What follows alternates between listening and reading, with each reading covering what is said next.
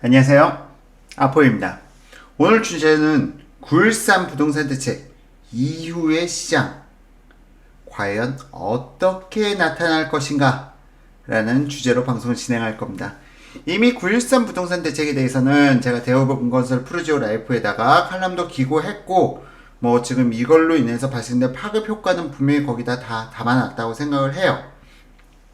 자, 그렇다면 9.13 부동산 대책 이후 시장은 어떻게 흘러갈 것인가? 자, 먼저 지난 방송부터 하나 소개를 해드릴게요. 지난 방송 여기 지금 띄워드렸습니다. 자, 이 방송 규제의 역설, 보유세 인상 후 부동산 시장은 어떻게 흘러갈 것인가? 이 방송 꼭 봐주세요. 이 방송은 사실상 올해 6월달에 촬영했던 건가? 올해 5월달인가 한 3개월 전에 촬영했던 영상인데요. 이게 이미 현 상황을 갖다가 다 예측하고 미래에 어떻게, 그러니까 보유세 인상 이후의 주택시장이 어떻게 흘러갈 것인지 다 다루고 있는 영상입니다. 일단 지금 현재 보유세 급격하게 종부세 인상으로 인해서 좀 공포스러워 하시는 분들께서는 해당 영상을 참고 꼭 해주시고요. 만약 난 아직 종부세랑 난 상관없는데 싶어도 이 영상은 여러분들께 도움이 될 겁니다. 항상 규제 이후에 시장이 나타났던 반응들에 대해서 다루고 있는 영상입니다.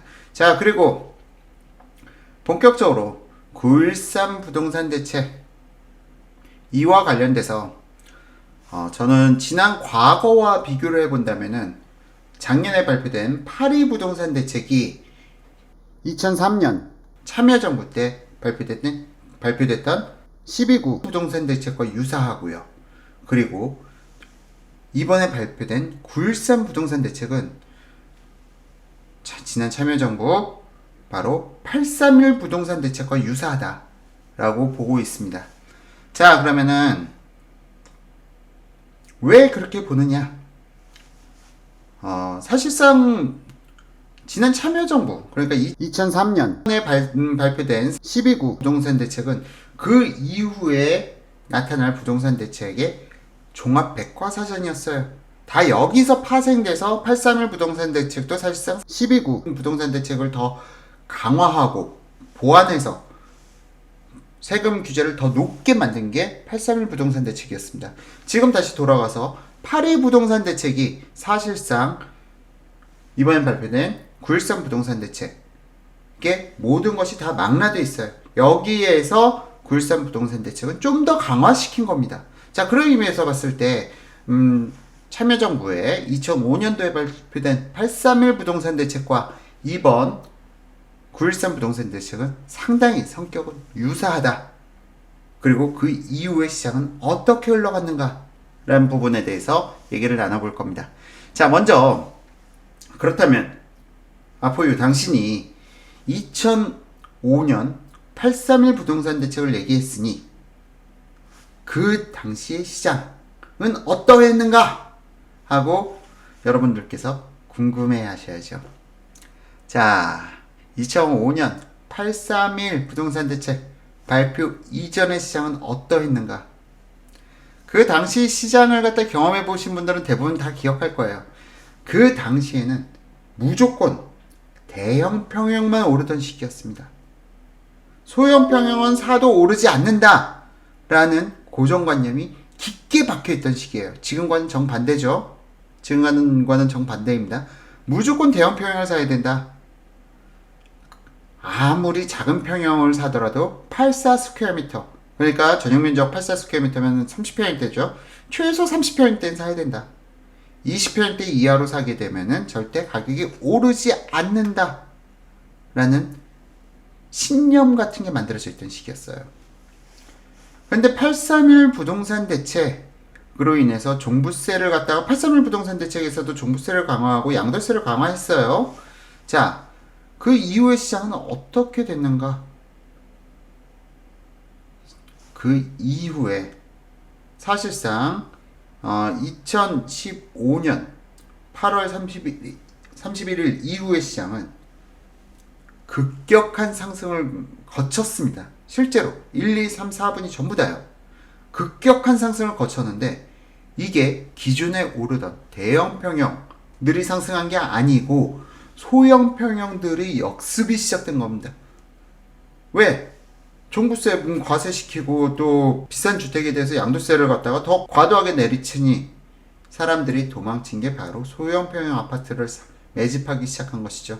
그래서 소형 평형대 위주의 급격한 상승이 나타났고요. 이로 인해서 2007년, 8년 노원구라든지 아니면 금천구라든지 강북구라든지 중랑구라든지 구로구라든지 소외받았던 시장이 폭등을 하게 됐죠.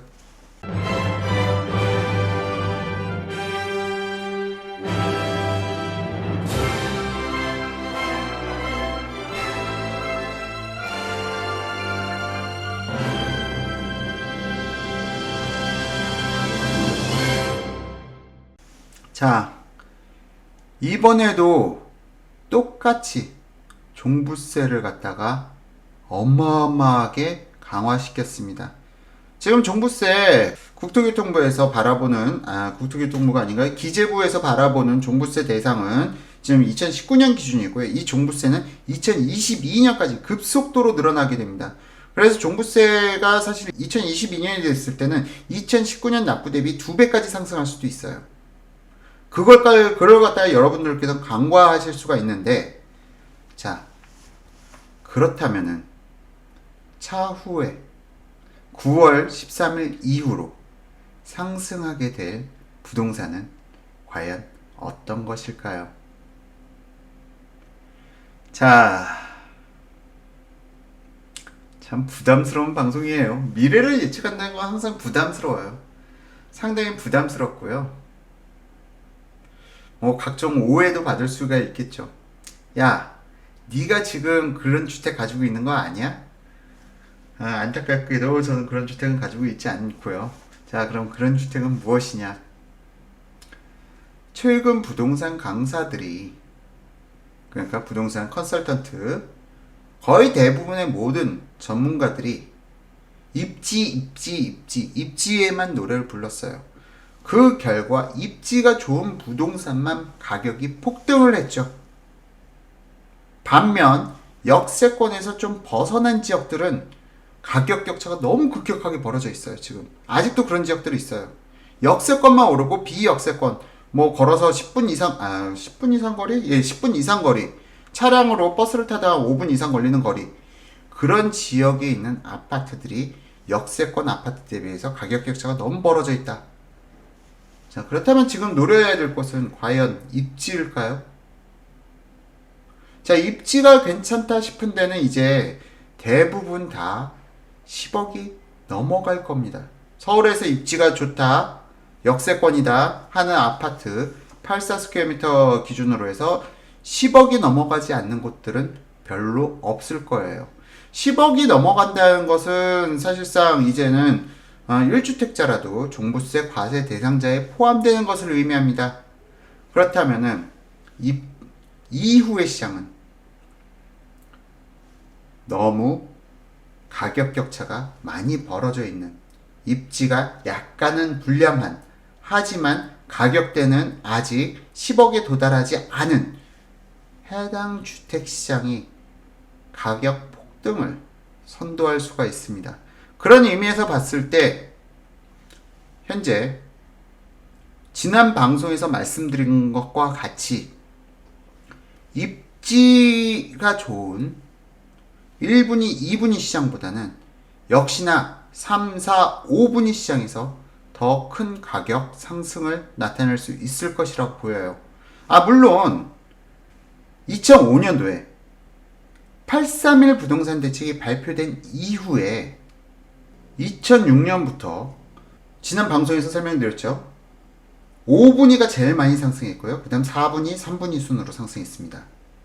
자, 이런 사례를 갖다 비춰본다면은 여전히 10억에서 좀 가격 격차가 있는 지역들이 차기 상승 대상 단지들이라고 생각해요. 그러니까 10억과 멀리 떨어져 있는 주택들이 좀 더 강세를 펴나갈 것이라고 보고 있습니다. 물론 제가 말씀드린 게 그 10억 이상 주택들은 안 오른다는 얘기가 아니에요. 또 이 주변 단지, 그러니까 좀 비역세권 지역에 가격 격차가 많이 벌어졌던 단지들이 상승해 가면은 이 10억 넘는 주택들도 덩달아 또 주변 단지들이 가격을 올려주면서 함께 상승이 됩니다. 하지만 상승폭 면에서는 아마 주변 단지들이 더 높은 상승폭을 거쳐갈 수 있지 않을까, 그런 생각이 들어요. 따라서 여러분들께서 집값이 너무 비싼데 여기는 안 오를 것 같아, 여기는 좀 역세권이 아니잖아, 비역세권이잖아, 이런 지역들도 적극적으로 공략해봐도 전 나쁘지 않다라고 생각합니다. 자, 여기까지 설명드렸고요. 다음, 제가 아포유에서 경기도권은 자꾸 왜 안 다뤄주느냐. 야, 그래도 아포유가 경기도 기반 부동산 카페인데 왜 맨날 서울만 다뤄 하시는 그런 글들이 많이 와서 다음 경기도 편 분석해 드리도록 하겠습니다.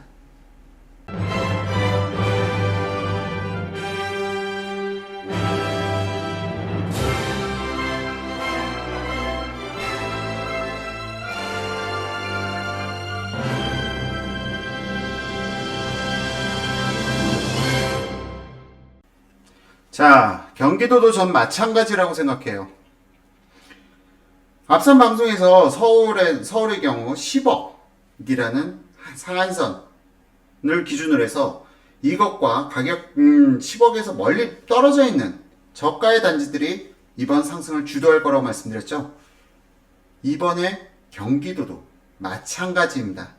경기도도 각 신도시별로 보게 되면요, 역세권의 아파트는 팔사가 뭐 10억을 가는데 비역세권의 아파트, 약간 뭐 버스를 타고 한 10분 15분을 가야 여기 나온다, 아니면 도보로 10분 이상 거리에 가야 여기 나온다, 이런 지역의 아파트들은 가격 격차가 2배씩 발생되는 지역이 있어요, 역세권 대비해서. 자, 근데 이들 지역, 그러니까 가격이 안 오른다, 여긴 비역세권이어서 안 오른다 했던 지역들의 특징,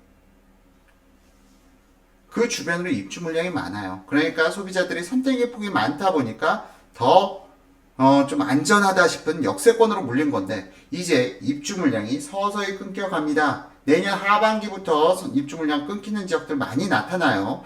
그런 상황이 발생됐을 때, 실수요자들이 선택의 폭이 없어졌을 때 이들이 찾게 되는 것은 역세권이라기보다는 비역세권 지역을 먼저 찾을 겁니다. 왜?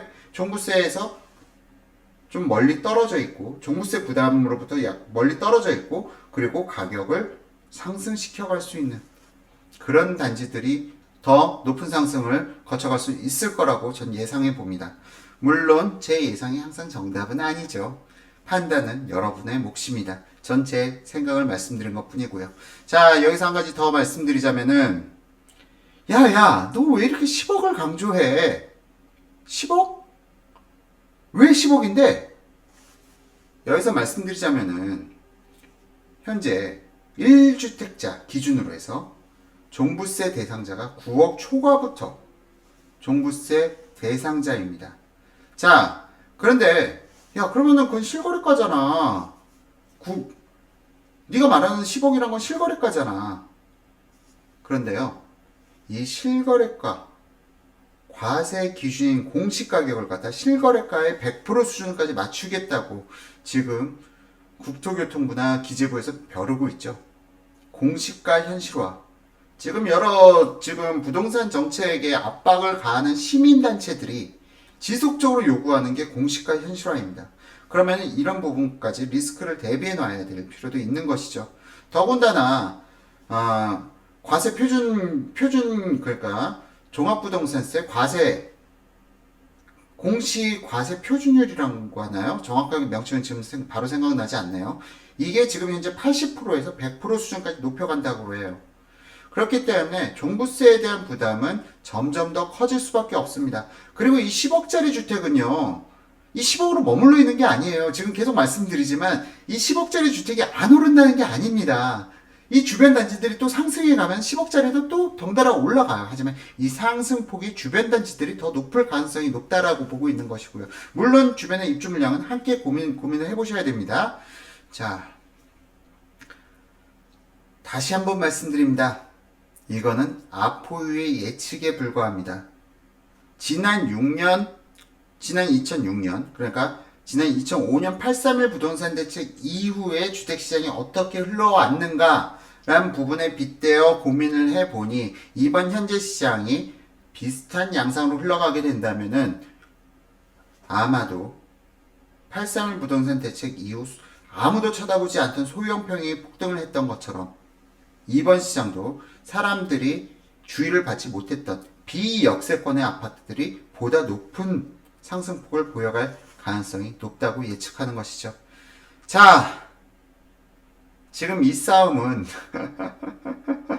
제가 이렇게 주장하고 나서 참 저도 당황스러워요. 이 방송 정말 부담스러운 방송이었습니다. 왜? 다윗과 골리앗의 싸움? 아니면 99대 1의 싸움? 전문가 100명 중에 99명은 입지라고 얘기하는데 비입지 권역의 아파트가 상승할 것이다 라고 주장한 부동산 전문가 저밖에 없을걸요? 그런데요, 작년 12월 달에 4월 이후 주택가격 폭등할 것이다 라고 얘기한 전문가 한 명이라도 있었나요? 없었죠? 자, 그럼 이번은 어떨까요? 이번엔 제가 틀릴지도 몰라요. 지역별로 또 차이가 발생될 수가 있거든요. 전문가들이 항상 이래요. 사실은 전문가들이 여러 개 지역 중에서 자기가 주장하고 맞는 지역 샘플만 가져와가지고 내 말 맞지 그러거든요. 저는 물론 그러진 않겠습니다. 그러지 않겠다고 약속은 드리고 항상 부동산의 진실 모든 걸 다 보여드리도록 방송을 진행해 나가겠습니다. 제가 틀렸을 때는 항상 죄송합니다 여러분, 제 예측이 틀렸습니다 인정하고요. 제가 만에 하나 맞았다면은 이거에 대한 근거들을 갖다가 한 개 샘플만이 아니라 여러 개 지역을 함께 보여드리면서 제 주장이 맞았는지 틀렸는지 여러분들께 증명해 드릴게요. 자, 오늘 방송에 대한 증명 내년 초반 중반 내년 한 6월쯤에 한번 방송 다시 한번 이 방송이 맞았는지 틀렸는지 검증 방송 진행할 것을 약속드리겠습니다. 오늘 방송 여기까지 진행하도록 하고요.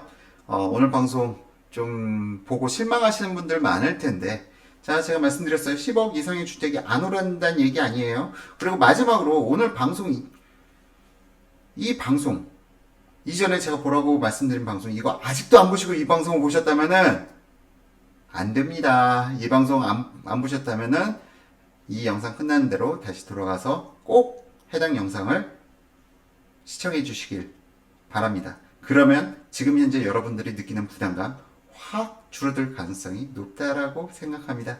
자, 이상으로 오늘 방송 마치고요. 다음에 또 보다 유익한 방송으로 찾아뵙도록 하겠습니다. 감사합니다.